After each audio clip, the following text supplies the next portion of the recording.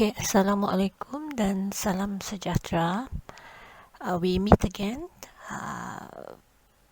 with this. I continue our lecture with Chapter 3. Chapter 3 is about TQM in Malaysian public sectors. Okay, so in this chapter, we're going to see how total quality management applied in mostly in Malaysian mostly public organization lah. Okay, so I will skip for the next slides. You can just read it yourself because it is more to the learning objective. Okay.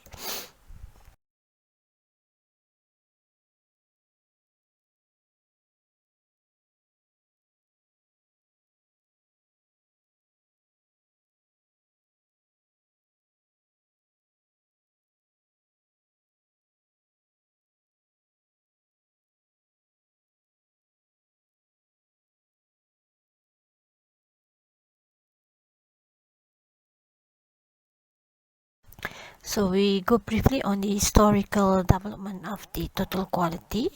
So if you can see from the slides, it started in 1920s. Okay, so the implementation of TQM in mostly public sectors obviously started at 1920s. Okay, so what happened in 1920s? It says there the concept of total quality, specifically TQM, which is the continuous process that involved the whole organization and its customer driven, was introduced. So during this time, the consideration toward the customer needs is really it's have been considered really seriously. Okay, and then it moved on to the 1950s, whereas the corporate managers in Japan especially, okay, focus on this what we call this process, okay, total quality management. In the 1980s, it happened on the increasing awareness worldwide, means in the whole world, on the importance of the quality, how they see the importance of quality towards the what you call this managing the public entities lah, public organization. Okay, so it's not just important for the private sectors, but also for the public. Okay, and during this era also we can see the reformation on the public sectors. So what happened in public sectors? There's a lot of changes lah. Okay, especially when we start looking into the TQM. Alright, so we move on to the next slides. So if you can see the historical development of total quality in the public sectors. Okay, if you still remember under chapter 2, we already covered a few topic on services, especially those expertise, okay, who expert in this area, okay, services. As you all know, public sectors actually providing only services. Okay, so what is services? Services here can be defined as a primary or complementary activity that does not directly produce a physical product. Okay, so in another word, what we can say that services is kind of performance, right? But sometimes it may involve tangible product. Okay, so the core what we call this the core content. I mean, the main content of the services is actually performance, right? The performance, and sometimes it will it need help from the tangible product. Okay, for example, like food and beverage industries like KFC.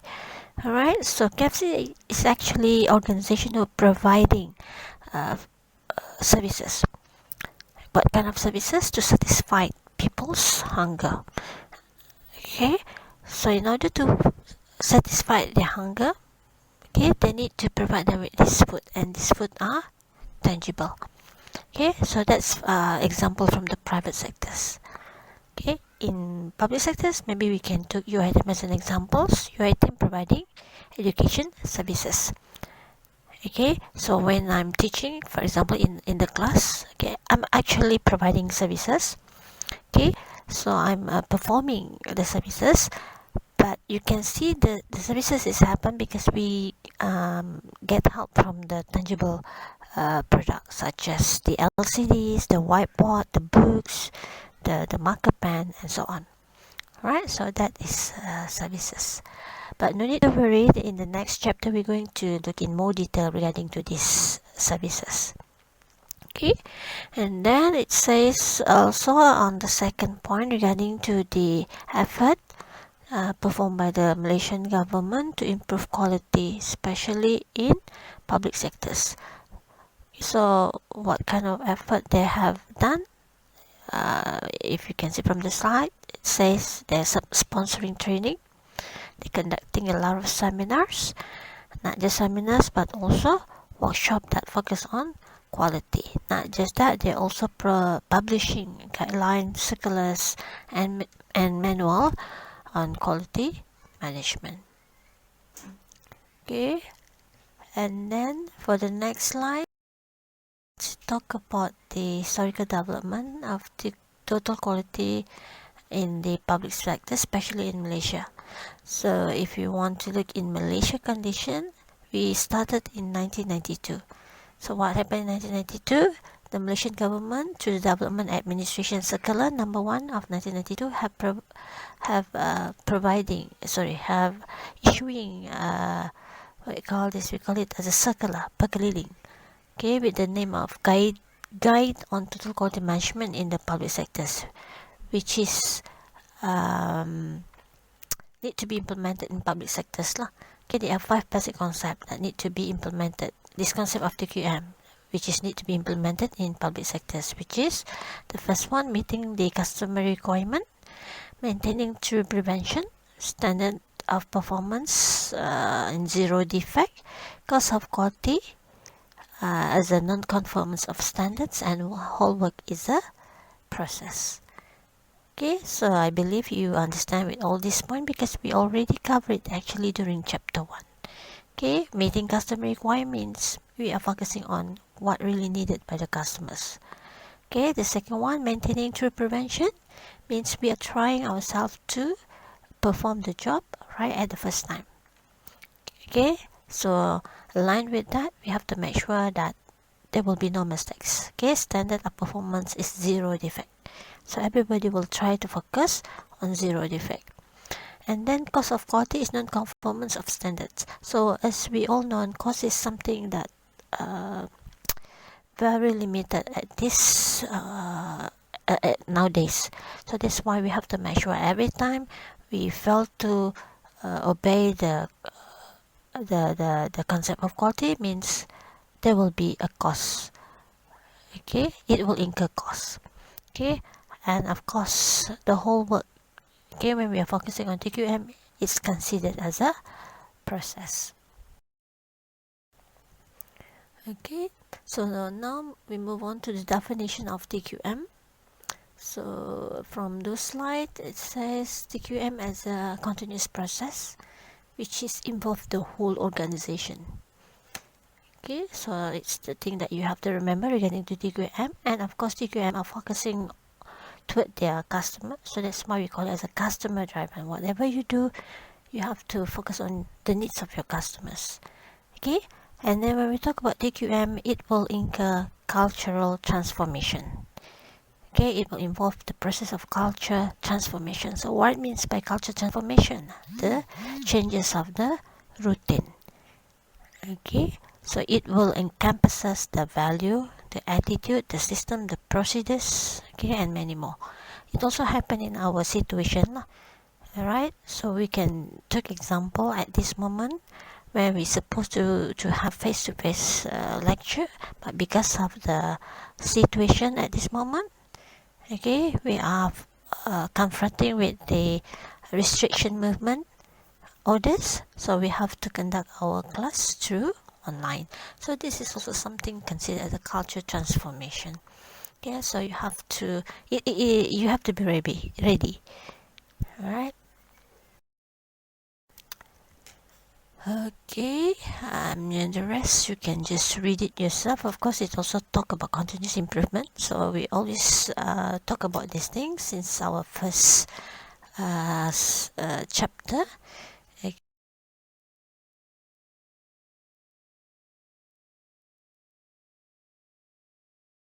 Okay, so it is focused on the costs. Okay, we try to avoid wastage. That's why we are focusing on zero defect. Okay, and of course we have to make sure that the quality is there. The quality exists by focusing on quality assurance. And of course, the most important thing is when we talk about quality in this concept, it is everybody responsibilities.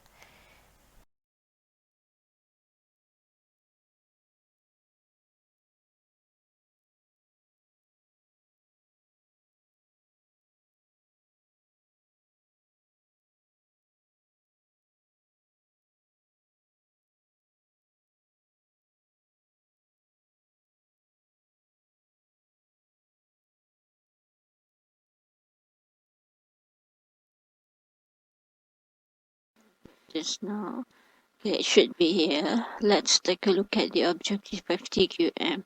So this is the objective of TQM. If you look very closely, we already covered all of it before. The first objective, TQM implementation is to provide customer with satisfaction. Okay, you should remember before this we talked about customer driven. So customer driven means we want to fulfill customer requirement. Okay? And of course, we try to fulfill or meet their expectations. So how we able to find this information about their expectation? Of course, through survey. Okay, there are a lot of survey, and we're going to cover that one later on. And then the next one to produce defect-free or error-free output, which is we need to eliminate mistakes. Start from the beginning.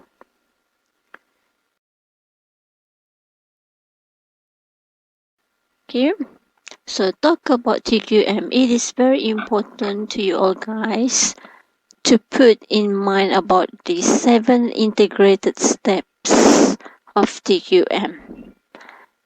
The first one, of course, to determine improvement objective. What it means by determine improvement objective, you have to ask yourself whether improvement is needed and why we need those improvements. So I believe in all organizations they want improvement. But of course you need to ask yourself the focus for this improvement and why you need it. When you have it, then you're able to focus and set plan to achieve it. Okay, so once you already determine the need of this improvement objective, then you can determine the method. Okay, why you have to determine the method so you're able to find a suitable way how to achieve your objective. Okay, and then after you determine the method, you cannot just simply implement it. Okay, before you implement it, first of all, you have to engage in education and train your staff. Why you need to conduct this, of course, to make sure your staff clear about the method you have choose before. And after that, you can implement it, the improvement method, because everybody is prepared. Yeah, and they know the method, they have the knowledge, so they're able to do it, implement it smoothly. Right. After you implement the improvement method, then you're going to evaluate the effect of this improvement.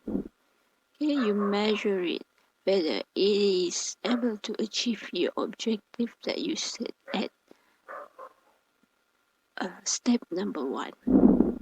If the standard, if the measures fulfill the objective, it means you have to standardize the process. Standardize the process means you're going to ask everybody to follow the same method in future. Or in other words, it is okay. So that's why you come out with the standard that need to be followed. But if the method not able to fulfill your objective, then you have to take corrective action. So this brings us to the 7 steps. Okay, you will take corrective action when improvement that you choose does not meet the objective. So this is the 7 integrated step of continuous improvement in total quality management.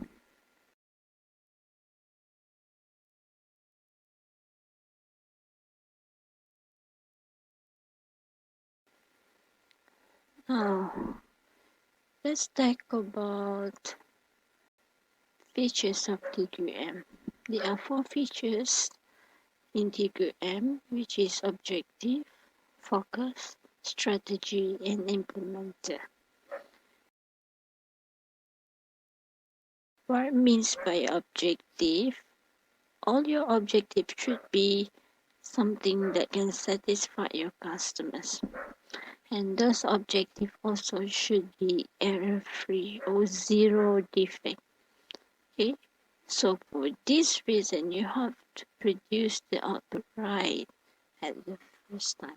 So all these 3 elements are very important when you set the objective. Next features is focus. So when we talk about focus, focus should be given not just to the end result, but also to the process and the system.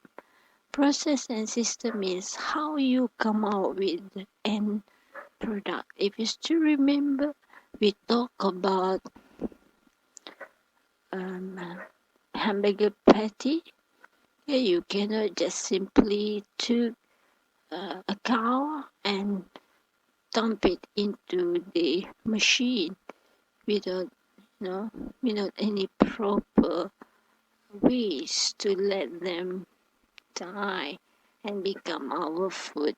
It should be come out with some way where it will not, what we call it, at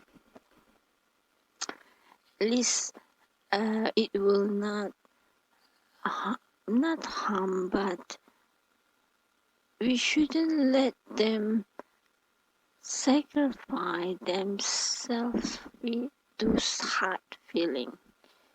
Okay, I believe you know. This means, as you know, in Islam, we need to cut their throat, okay, nicely, so they can die smoothly.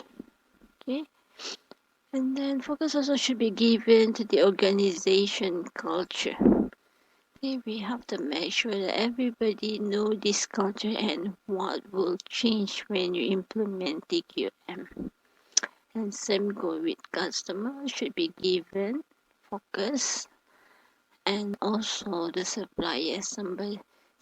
Suppliers those party who will help us to provide the services.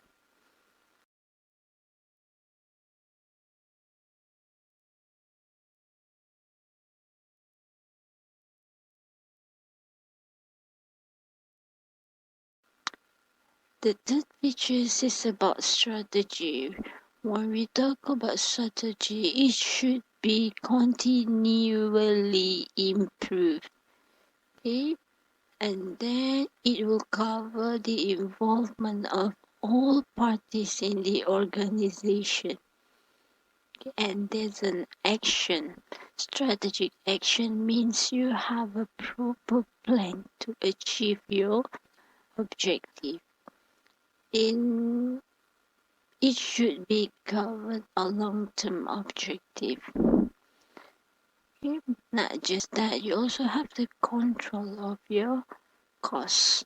Nowadays, we have to spend our costs very wisely because they are considered as a um, what we call it, scarce resources. Okay, and you have to focus also on preventive action, emphasize on quality issue, right? The element of confidence should be there, and you have a very systematic way on how to solve your problem. Okay, now let's take a look at the fourth features, which is implementer. Implementer, of course, cover the top management, the one who will cover the conceptual part. They are the one who will plan, will come up with objective and so on. And also the total participation of workers need to make sure everybody involved with the concept of TQM. And of course, we have to work as a team.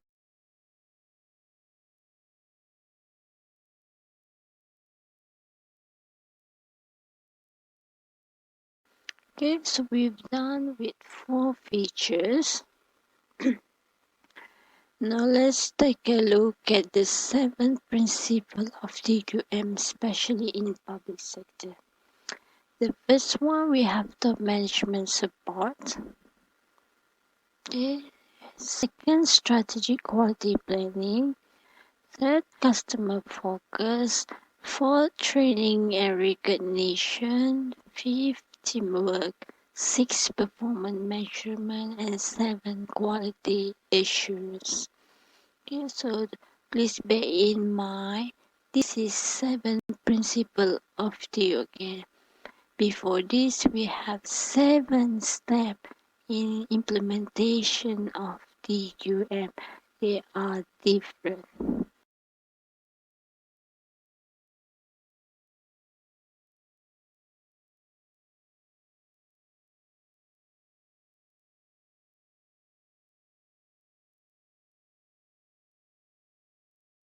Now let's take a look at the similarities and differences between TQM in public and private sector. The similarities is very simple. If you still remember, just now we talked about the 7 TQM principle, okay? And we also talk about the 4 features of TQM, and we also talk about the 7 integrated steps. So all these 3 elements are similar in public and in private sector.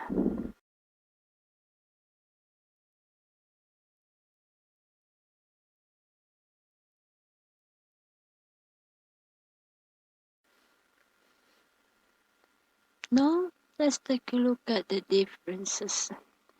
Talk about differences. We're going to see differences in public and private sector for those perspectives. The first perspective, we are looking into the customer focus. Okay.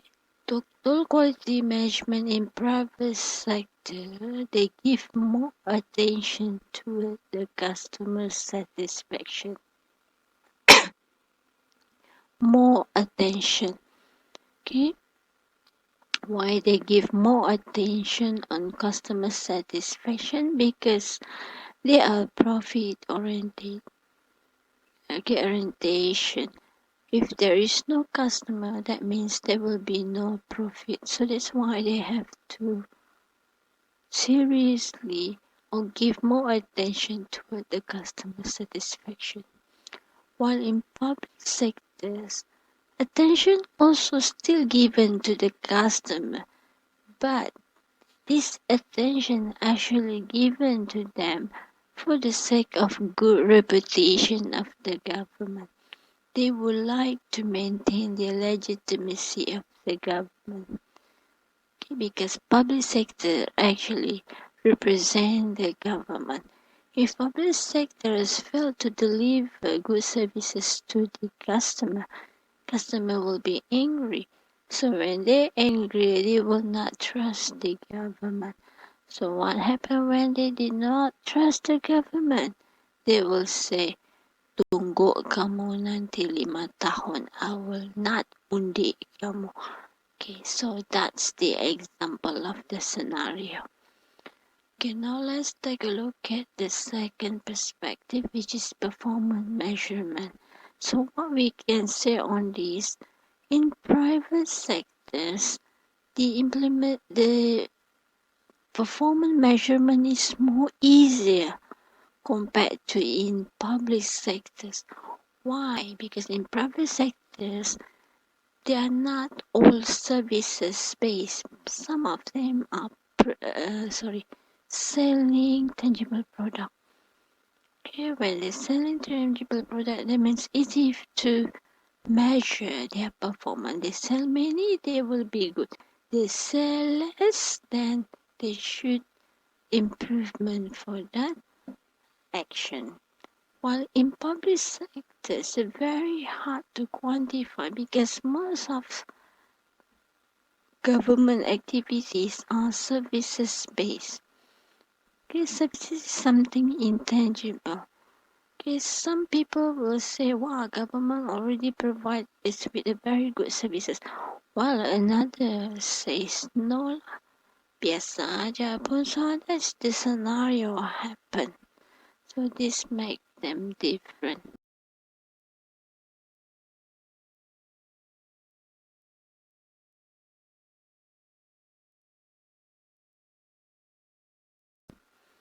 The next one is customization.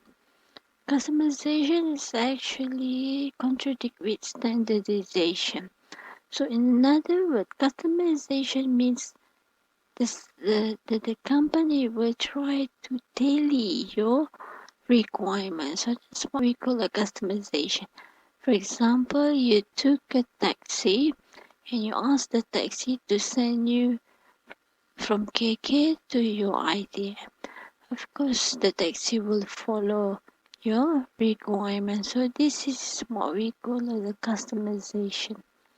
When you order a menu from KFC, if you decide to choose what we call it, uh, dinner plate, okay, it means KFC already standardized their menu, so you only choose which menu that you think suit your requirement. So this is contradict with customization. So what we can say in this matter, in public sectors, the customization is very high, while in private sectors, it is considered as a lower degree of customization. Why private lower degree of customization? Because they are trying to maximize their profit. Okay, so they will try to cut costs. While in public sectors, actually, they need to deliver the services sometimes based on your background. Okay, so that's what we call it as a high degree of customization. For example, when they want to issue an ID for you, they will ask your detail, your age, your race, your religion. Okay, so all of this information in order for them to produce their services to fulfill your needs. Okay.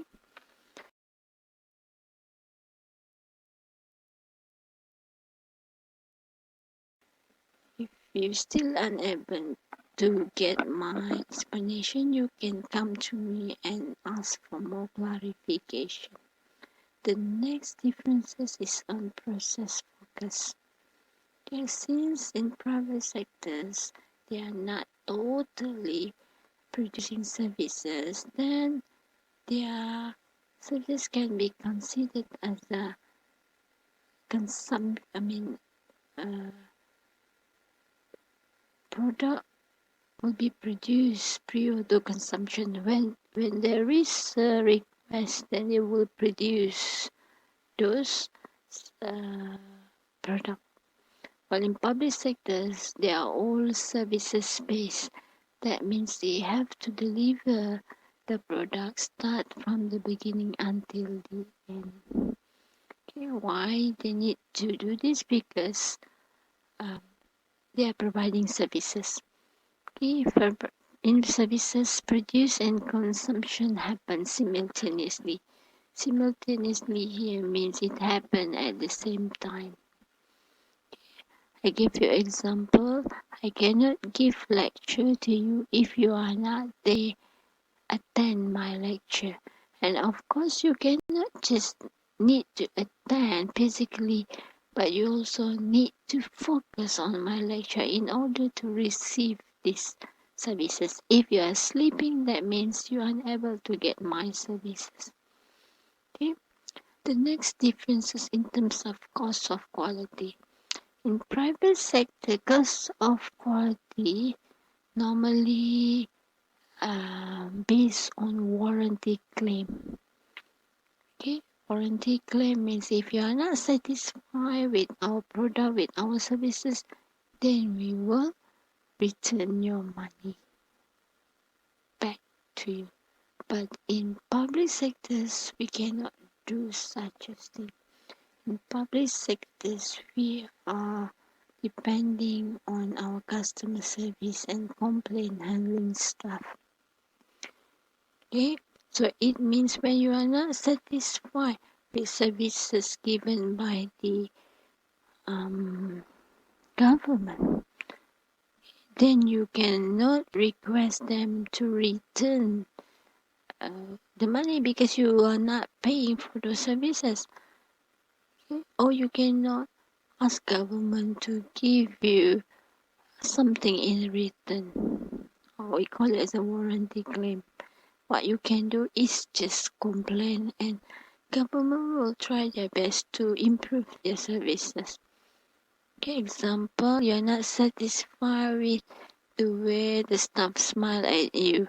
And you cannot ask the organization to ask the employees to smile back at you until you're satisfied with those smiles. Cannot. Okay, it cannot or it will not be happen. So what you can do, you can complain and the organization will do something on.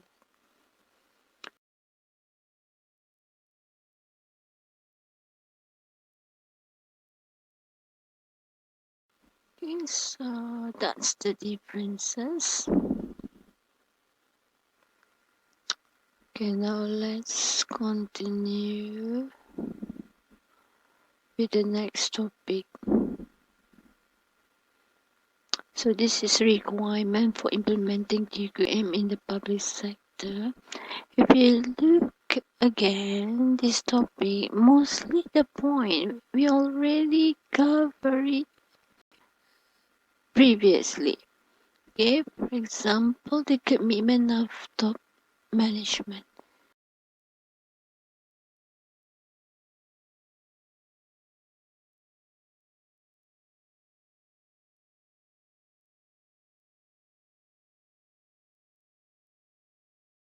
Okay, so that's the differences. Okay, now let's continue with the next topic. So this is requirement for implementing TQM in the public sector. If you look again, this topic, mostly the point we already covered previously. Okay, for example, the commitment of top management.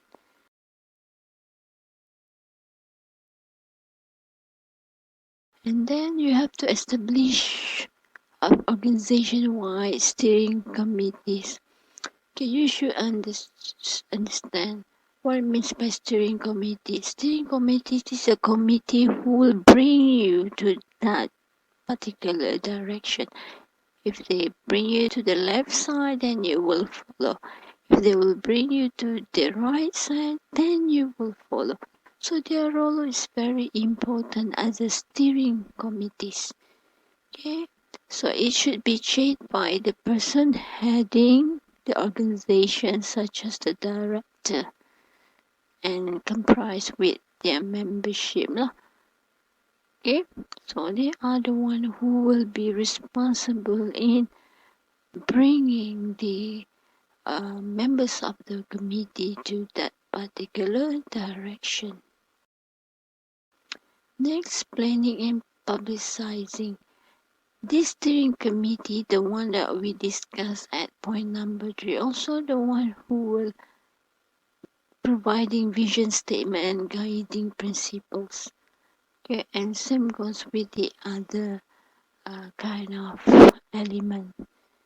Okay, they are the one who become the steering parties who will bring their committees to that direction.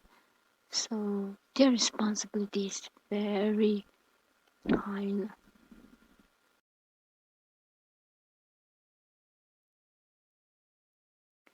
Okay, and then talk about resources.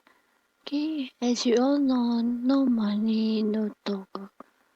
So resources should be enough. Okay, shouldn't be expensive, but you should have allocation of resources to conduct program to, um, to accomplish objective under TQM.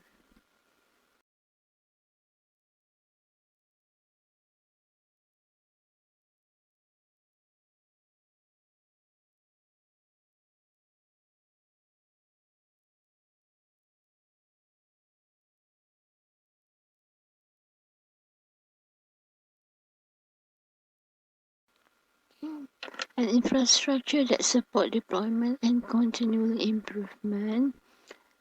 So this is, I think, very simple. Infrastructures are very important. It include the vision. You should have a vision. You should have an objective, an award, recognition program, and even communication.